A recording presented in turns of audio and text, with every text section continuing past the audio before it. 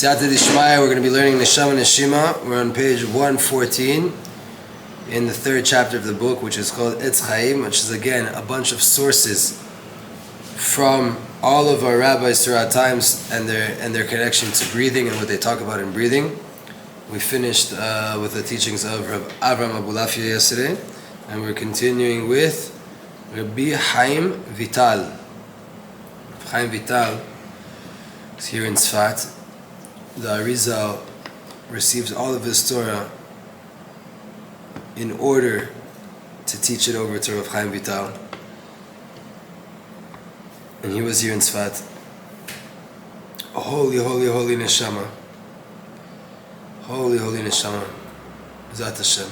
Everything that we have in Kabbalah, all of the Arizal, everything we have is all because of Rav Haim Vital. We have to understand that. We have to give the credit. We talk Ari. The Ari was taught in order to teach Rav Haim Vital. Bachad V'chadim, to understand it that way. But it's really what Eliyahu told him. Eliyahu Navi told him all of this information is so that you go to Tzfat and teach a Bachar there named Rav Haim Vital. He obviously, he received from the Ari, but here in Tzfat, Rav Haim Vital was a giant tzaddik that we have to also understand who he is. So let's see where Rav Bezenson brings us from Rav Haim Vital Zatzal.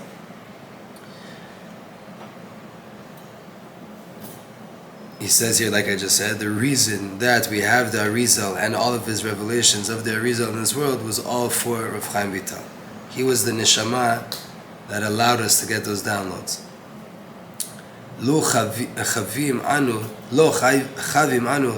et היצירה הקבלית הענקית הנקראת 8 שערים.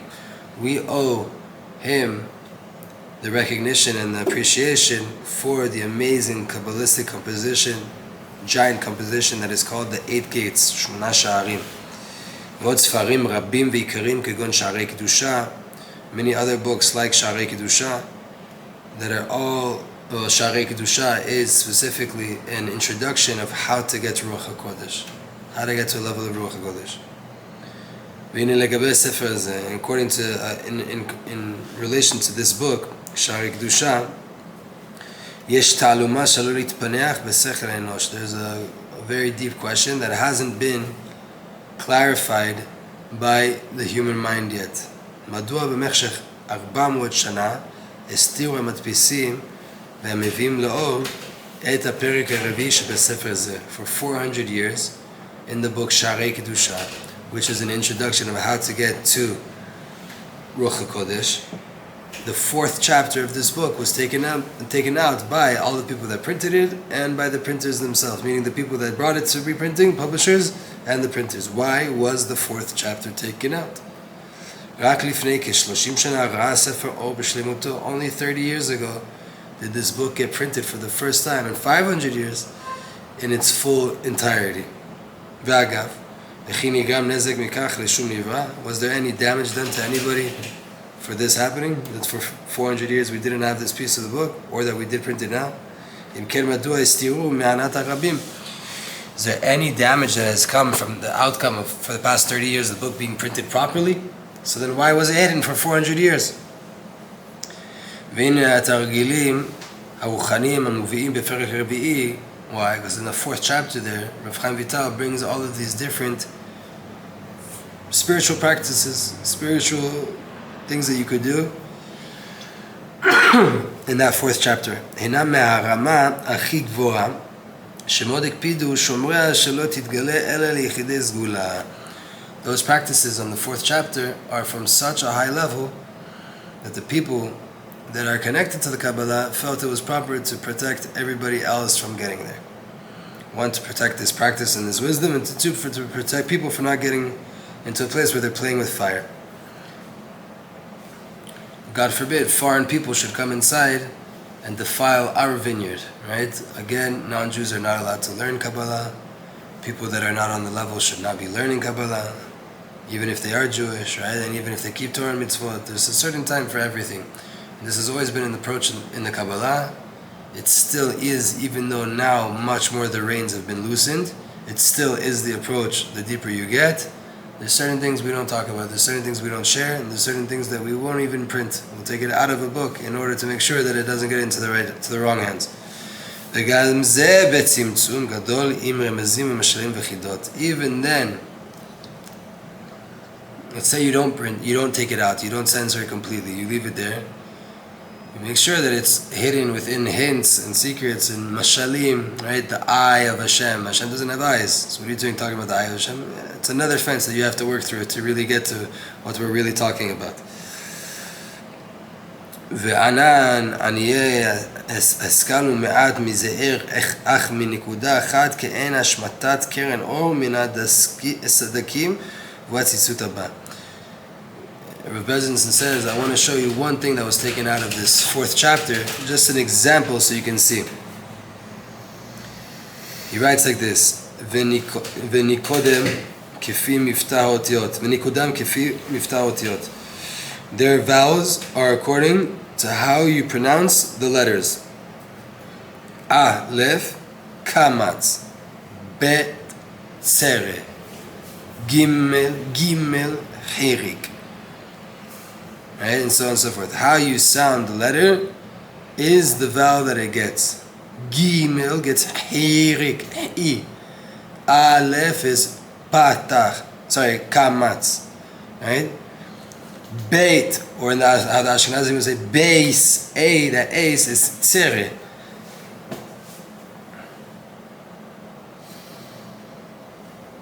Behei mine nikudot levad nikraim pituche chotam.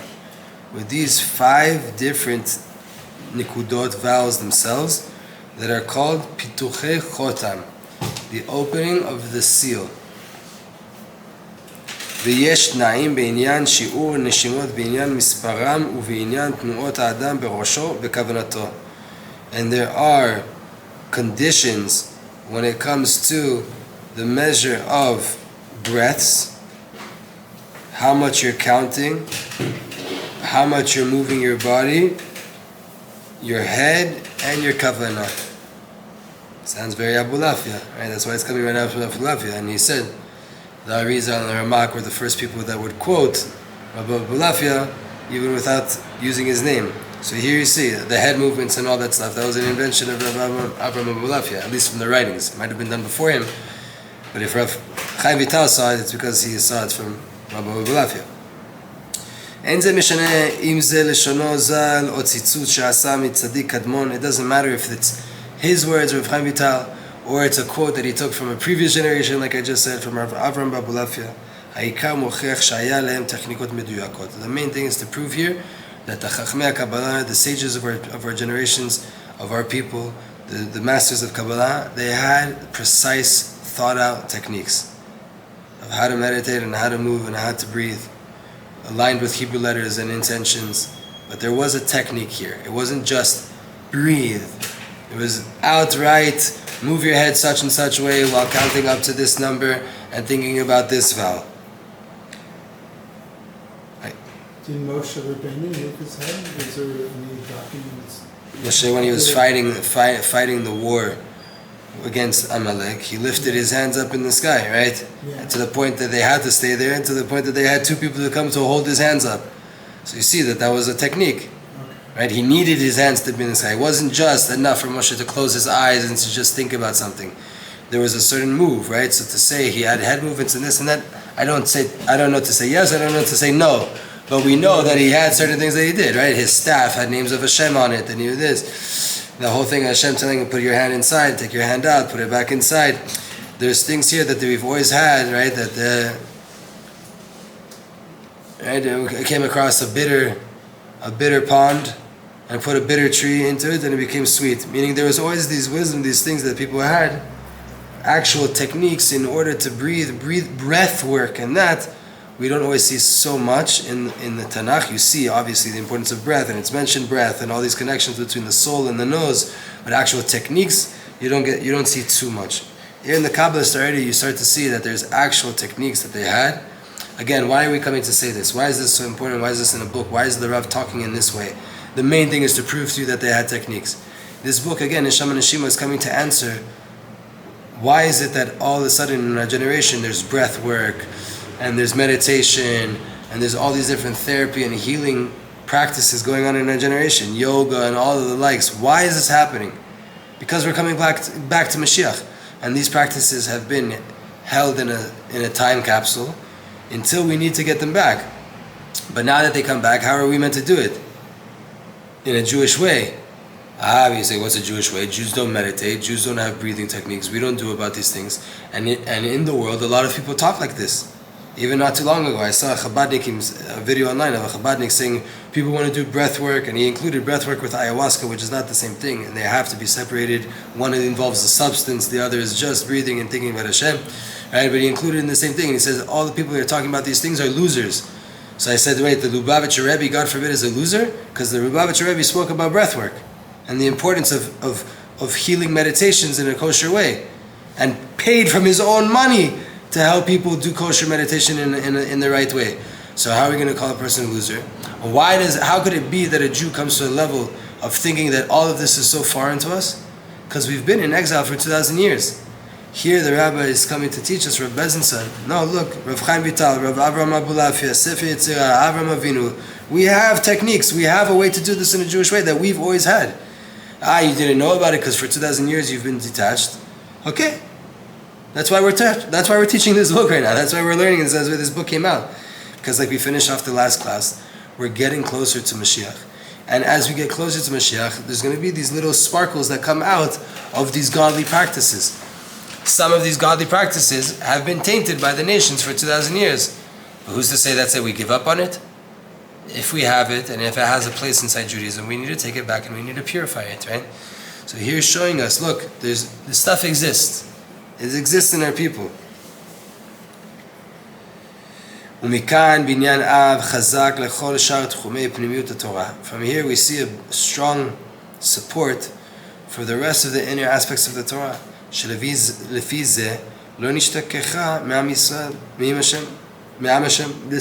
All of these things haven't been forgotten for Am Hashem. If we have breathing techniques, we for sure have other techniques, much more spiritual and developed things. אלא עשתה את דרכה במחתרת כיוון שנזכרה על ידי יחידים שרידים מדור לדור. But all of this transmission of this message made it by way of the unique ones of the generation. Throughout the generations, every generation had their own sect of people that were able and worthy to receive these messages and pass them on. And that's how it made it through. This proves to us that we're not widows, we're not orphans. Hashem hasn't abandoned us. Not only do we still have Tzadikim, we still have all the techniques that we had back in the times of prophecy. They've been kept this whole entire time. That means that there's hope for the end. That again, in the end of times, these secrets will again be revealed to the light of the world in a kosher way, in the Jewish way.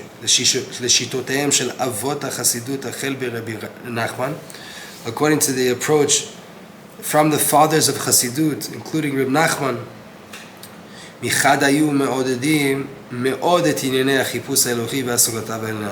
on one hand, they were all for a person going on a spiritual journey and seeking out godly answers and connection to Hashem.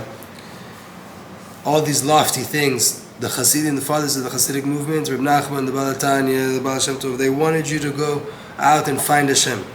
On the other side, all of them warned us, don't seek out things that are above your pay grade. You're meant to have a relationship with Hashem, and you should be talking to Hashem, you should be learning Torahs, and you should be doing deep avodas. With that said, you have to know where you are, and not to do everything that's too far beyond your head. Sheyedu et mekomam, you have to know your place. V'izaru mirubui or lo pachot mima shenizarim mimiuto. The Chassidim, meaning the rabbis, the Rebbes, the Tzadikim, the Baal Shem Tov and his students, and all in Morocco and everywhere else, as much as they warned you about the importance of developing your soul and finding deep spiritual connections in your prayer, in your actions, in your eating, in all of these different facets of life, they also warned you from not chasing it too much. And having too much light is just as bad as not having enough light. We have to be balanced. We have to find a middle path. Chasing light is as dangerous as not having any light and not wanting any light. Too much light can shatter a vessel, like not having enough light, can also shatter a vessel. וברור שהאזהרה פן יהרסו לא שייכת כלל וכלל לתרגילי נשימות פשוטות. When we have a principle in Torah that's called פן יהרסו. God forbid they'll ruin everything we're doing, right? Meaning it says about the golden calf. Moshe is told by Hashem, go down off the mountain quickly. God forbid your people ruin everything that we have going on here. They're already dancing around the golden calf. Don't let it get worse. Get off the mountain quickly and go take care of this. That warning, pen yarsu, became a saying in the Jewish world of, God forbid you mess up the things. You ruin everything. That klal usually is said about things that are above your pay grade, about things that are, don't do too much, God forbid you ruin everything. You're trying to go levels and levels above you, you're going to ruin everything that you really belong to and you've already established and built. That is not to be said about simple breathing at all. You taking time every day, 7 minutes to sit and breathe and connect to Hashem, not talking about that. That there's no ribui over there, there's no too much light there, it's not dangerous to do that, there won't be a good spiritual thing that could damage you. אנשים מעלה אמיתיים בוודאי שימצא מין או מינו וידע כיצד להתעלות בקדושה של מעלה עד שדרכו תתקיים הדעת בעם עד ביד גול במהרה. There's people on a high level that they know, right? The more you grow, the more you have to be aware of also what's above you and where you're not allowed to go. That's what we're talking about here, and I have to be conscious of that and be careful of that to not fall into those places. Breathing every day for 7 minutes, connecting to Hashem, we're not talking about that at all. That's good, you should do it. There's no problem there, there's no danger there. Anything above that, we start to get into shaky water that can be quite scary. Let's do one more. This is the Reshit Chochma, Rabbi Eliyahu Vidas. Rabbi Eliyahu Vidas has an amazing book called Reshit Chochma. He was in the same generation of Rav Chaim Vital. He was also a student of Rav Moshe Cordovero, the Ramak, the author of Tomer Dvorah, Pardes Rimonim here in Tzfat. He was the Rabbi before the Arizal. And in his book, Reshit Chochma, he brings... The Rabbi that wrote Tomer Dvorah lived in Tzfat before the Ari? Yeah, you can go to his grave. It's right next to the Arizal, buried right Rav Moshe Cordovero. Right below, right? The Ramak, yeah. Right in front of the Arizal is the grave of the Ramak. So he brings a fundamental idea that's brought in the Shla, the Shnei Luchot HaBrit, and he says like this: V'achar Shnat Tataraf, after 1080, חלקים אלו שבשעה הם תטרף נשימות שאדם מנשף, ועל כל נשימה ונשימה יש עוד משם בן דלת הנותן בו חיות, הנשימה היא, וזהו כי על כל מוצא פי השם יחיה האדם, וכיוון שהשם יתברך הוא נותן הנשימה והחיים, ראוי שיהיו כל נשימותיו לעבודת הבורא. Amazing. The Reshit Chochma says like this: there's 1,080 parts in an hour. Right? A halachic hour is 1,080 parts. Do the math. If you do the math, right? Let's do it really quick. 3 seconds. Huh? 3 seconds. 3 seconds what? It's apart. Right?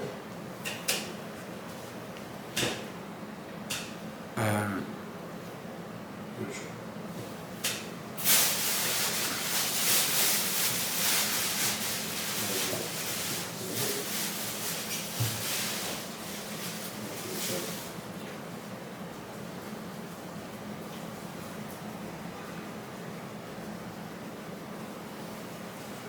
$1080 divided by 16. What's the math? What's the proper equation? What's the number? It's how many parts? 1080 חלקים. אלו שבשעה. In an hour, you have 10, so you have to do otherwise 60 minutes. 60 divided by 1080.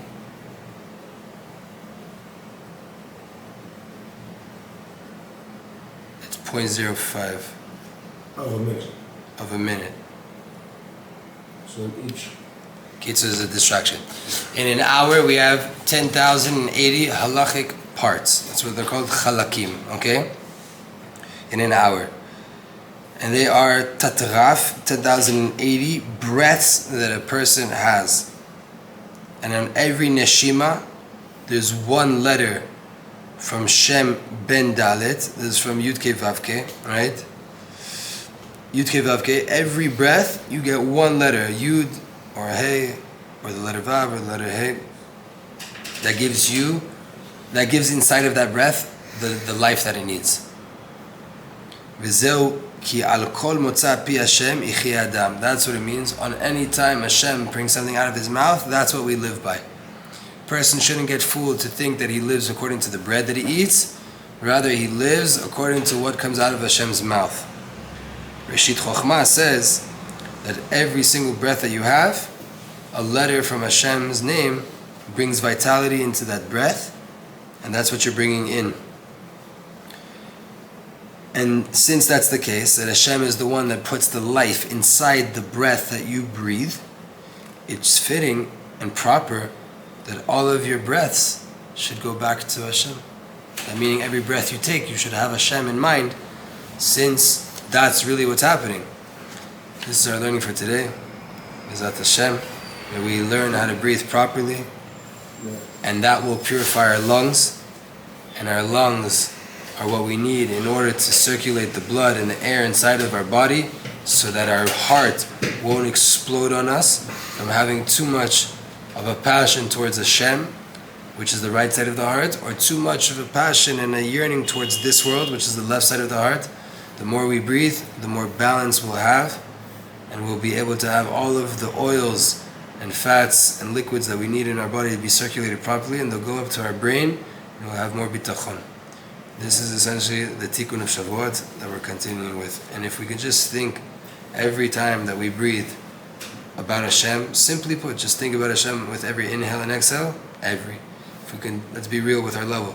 If we can start just doing this a few minutes a day, every day, we'll get much, much, much better at it. Bezat Hashem Yitbarach.